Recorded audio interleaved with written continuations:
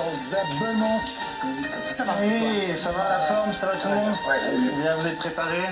On Non, rigole pas. avec toi, on n'est jamais prêt. Quand la caméra est sur soi, on ne rigole pas. Sinon, c'est des problèmes. Si rigoler. Bon, semaine européenne, évidemment, pour certains. Semaine à Marbella, pour d'autres. C'est la belle vie quand on est Marseillais. Une manière comme une autre de ramener un résultat positif, tu me diras. Non, comme une victoire. Oh, j'aurais dit Iniesta, mais ça marche aussi une victoire, c'est deux choses positives. Bon, qu'est-ce qui s'est passé cette semaine? Ah, bah déjà une belle surprise. Alors on m'avait pas dit, mais sur la chaîne L'équipe, on a récupéré les droits de C'est pas sorcier. Alors c'est les premiers épisodes, puisque Jamie est tout jeune, vous le voyez, mais... Non, ça c'est marrant qui fait le pourquoi chez nous. Ah, autant pour moi, bah ça lui va plutôt, ça lui va. Il n'y a pas un petit terme Brad Pitt Ouais, bon, comme Pete plutôt à la limite, mais on l'embrasse, il est juste derrière et je vais aller lui serrer la main juste après. On parle de foot, un peu quand même, puisqu'il y a eu une vraie belle surprise pour le coup. Si je vous parle de Bodo Klimt, vous me dites, alors je pensais pas à l'appli de rencontre, Julien, puisque il vient de se mettre sur une appli de rencontre, c'est bodo.fr.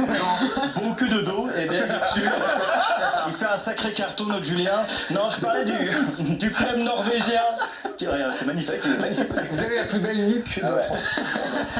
Le club norvégien qui a réalisé un exploit historique, ils ont éliminé l'Inter, finaliste en titre évidemment, et personne l'avait vu venir. S'il y a un mec qui vient et qui dit « Ah si, grosse prépa, ouais, énorme mytho bien sûr », le seul mec qui avait des dossiers sur la formation à Bodo Klimt, c'était Jeffrey Epstein. Et on ne l'embrasse pas, évidemment.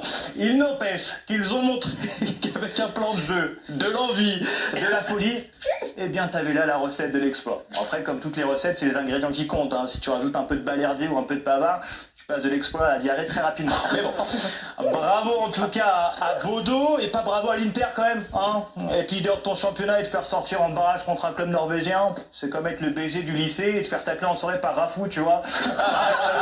C'est un peu relou. Rafou, énorme tacleur en soirée. Le 10 méco des soirées. Ouais, c'est vrai que le cheval. Tu nous fais un bref résumé du reste des barrages?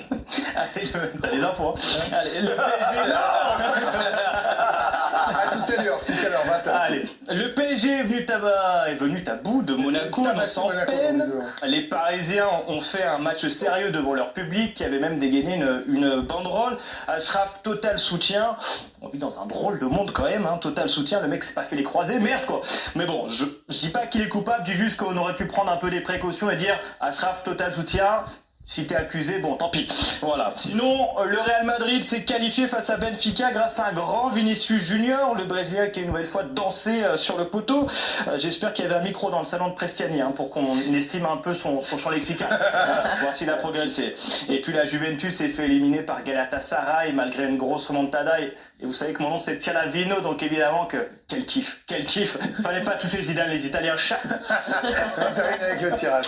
Allez, on connaît les huitièmes de finale de la Ligue des Champions. Le PSG va retrouver Chelsea 7 mois après la finale de la Coupe du Monde des clubs. Vous savez, la compétition qui est un peu aussi longue que Xavi Simons. Le PSG, on avait mangé quand même 3 à l'époque contre les Blues. À l'époque, on pensait encore que Cole Palmer a été un crack. Bon, 7 mois plus tard, il est plus proche d'en prendre que d'en être, mais on l'embrasse. Attention à cette équipe de Chelsea quand même, qui pourrait gêner le PSG, notamment João Pedro, le Brésilien, qui est en pleine bourre. Quand on sait que dans les cages parisiennes, t'as soit Safonov, soit Chevalier, bon, la seule chance de les voir faire un arrêt dans le match, c'est qu'ils balancent un truc raciste à l'adversaire. Ça fera un arrêt est un arrêt, tu prends ce que tu veux. Dans les autres affiches, en tout cas, le Real affronte Manchester City pour la 13e fois en 6 ans, c'est quand même dingue. Ils se sont plus vus en 6 ans que Bruno et sa femme, tu vois. D'ailleurs, on a le chiffre exact, il me semble, ouais, 5 fois. 5 fois, c'est pas énorme.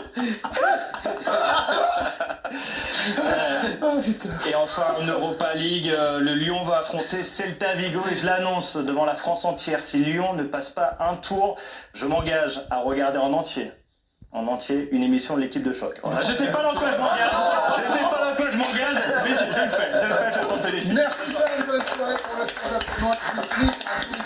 À regarder l'équipe de choc dès 16h45 avant l'équipe de Greg dans